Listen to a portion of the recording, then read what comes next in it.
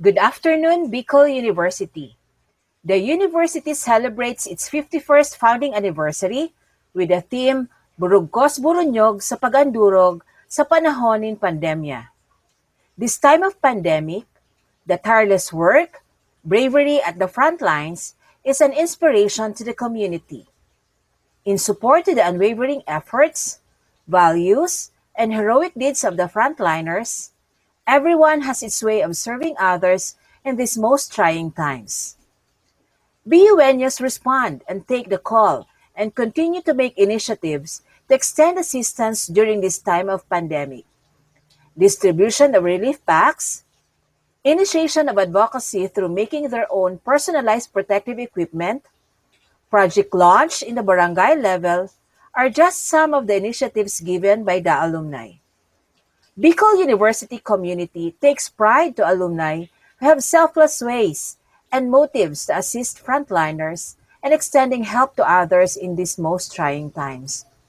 It is for this very reason that we need to appreciate and recognize their meritorious services to other people, groups, and society.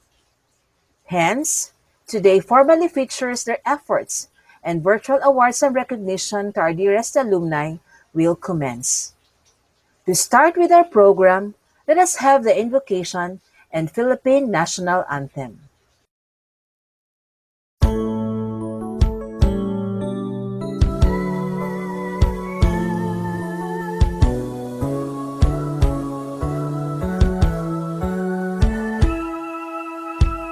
To you, O Lord, I will lift up my hands.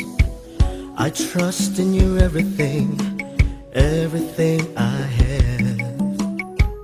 To you, O Lord, I will lift up my soul. Please come into my heart and make me whole. Your name, O Lord, I will glorify. I'll praise your words and all your might. Your name, O Lord, I will magnify every day of my life, so I won't cry. Lord, teach me your path and show me the way. Guide me in your truth and lead me, for you are my God and my Savior. All my hope is in you all day long. And Lord, bring me with you wherever you go. Never leave me all alone, for you are my light and salvation. All my trust I will give to you forevermore. And Lord, please bring me with you wherever you go. Never leave me all alone, for you are my light and salvation. All my trust I will give to you forevermore, now and forevermore. All my trust I will give to you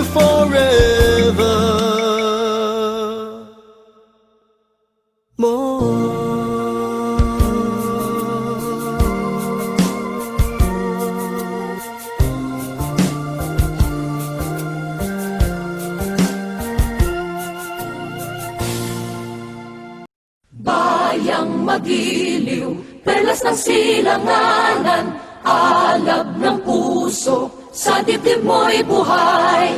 Lupang hinirang, duyan ka ng magiting, sa manlulupig, Di ka pasisiin sa dagat at bundok, sa simoy at sa langit mong bughaw. May dilagang tula at awit sa paglayang minamahal. Ang kislap ng watawat mo'y tagumpay na nagniningning. Ang bituin at araw niya kailan pa may di magdidilim. Lupa ng araw ng walhati pagsinta, buhay ay langit sa piling mo. Aming ligaya na pag may mga api ang mamatay ng dahil sa'yo. And now, to grace the occasion with this welcome message, we are indeed honored to have with us today the very revered Bicol University President, Dr. Arnulfo M. Mascareñas. To our Vice Presidents, to our Deans and Directors, to the Director of the Alumni Relations Office, to the President of BUGAY, to our dear alumni, friends, ladies and gentlemen, good afternoon. Onra, asin, pasasalamat. Honor and gratitude. Two great acts that require humility.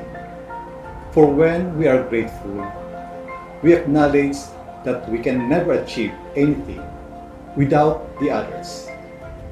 And when we give due honor and recognition, we are simply acknowledging that the world is a community of people, helping people. That indeed, if we want to achieve more and perform significant acts, then it is better to share the burden with others. If there's anything that this pandemic has shown me, it is that anything can be overcome when done collectively.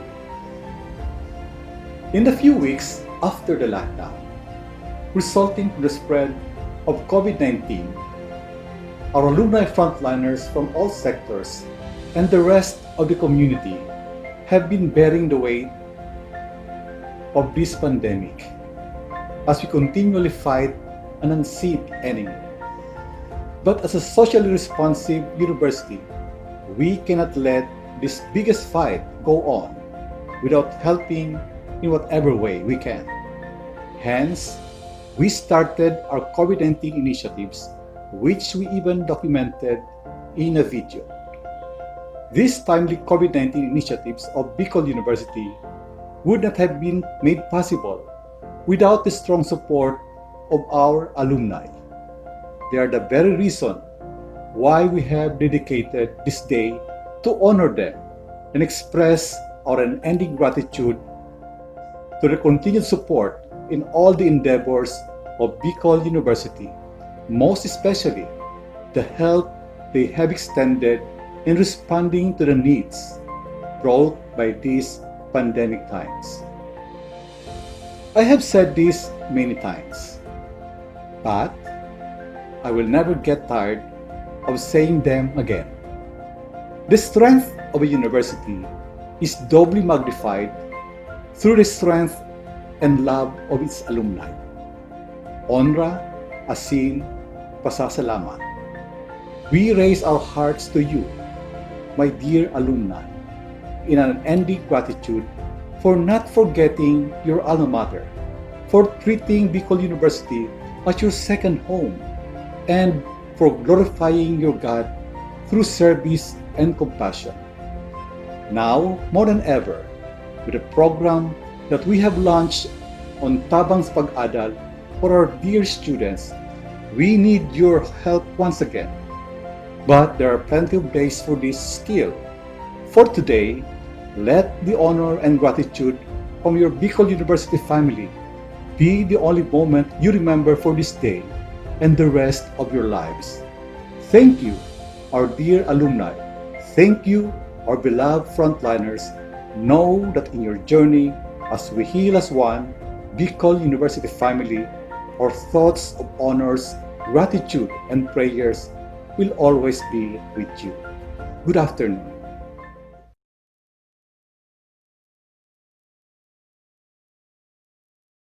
Thank you very much to our dear President for that warm welcome message. Presentation was made for all the captured and submitted documentaries of the unwavering efforts of our alumni in response to COVID-19 pandemic. Brace yourself and heads up, BUNU alumni.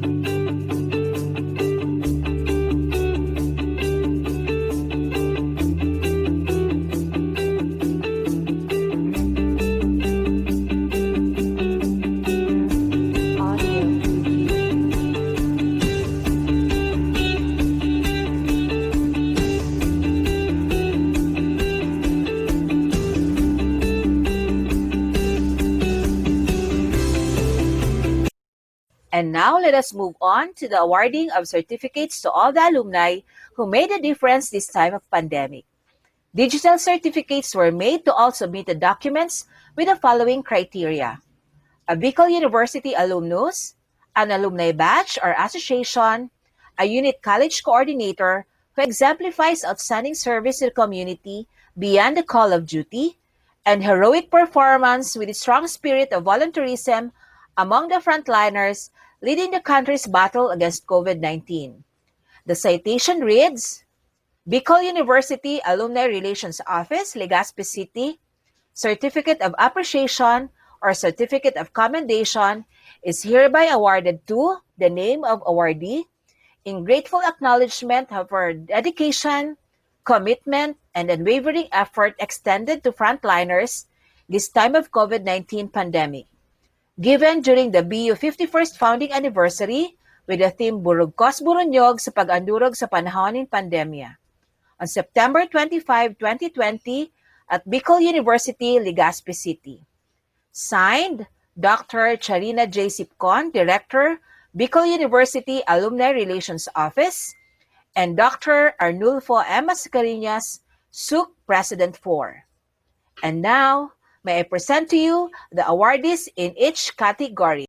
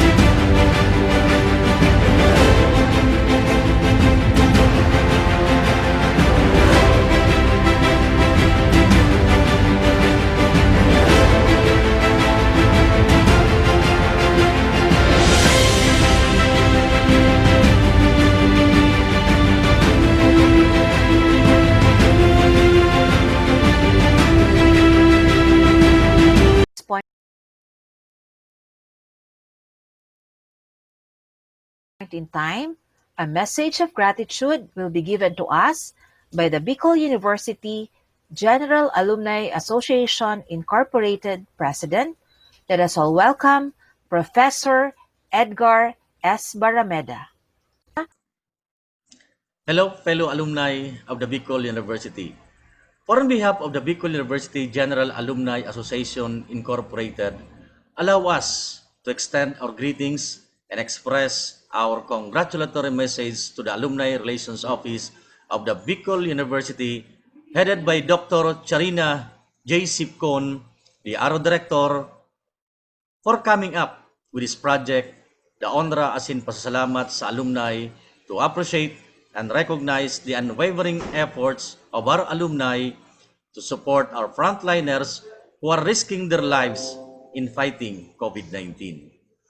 May this simple acknowledgement inspire them that in the performance of their duties and responsibilities, their alma mater, through the Alumni Relations Office, are with them, appreciating their laudable contribution in the society. Indeed, these alumni, especially those who are directly involved in confronting the pandemic, are true exemplars of the values or four pillars of the university, and that is scholarship, character, leadership, and most of all, service. Again, congratulations, Aro, and salute to the awardees. Happy 51st Foundation Anniversary, Bicol University. Thank you very much to our dear President for that warm welcome message. Before we end with our program, we would like to thank the Bicol University President, Dr. Arnulfo M. Mascareñas, Vice President for Academic Affairs, Dr. Amelia A. De Rosan, Academic Deans and Directors, Bicol University General Alumni Association Incorporated Officers, headed by the President and Alumni Regents, Professor Edgar S. Barameda, all unit college alumni coordinators, Alumni Relations Office staff, Mr. Jason Barameda, faculty, non-teaching staff, students, guests, ladies and gentlemen, for making this program possible and great success. This concludes our program. This is your Lady of Ceremony, Professor Charina J. Cipcon. Thank you for being with us in today's alumni activity, and happy Bicol University 51st Founding Anniversary.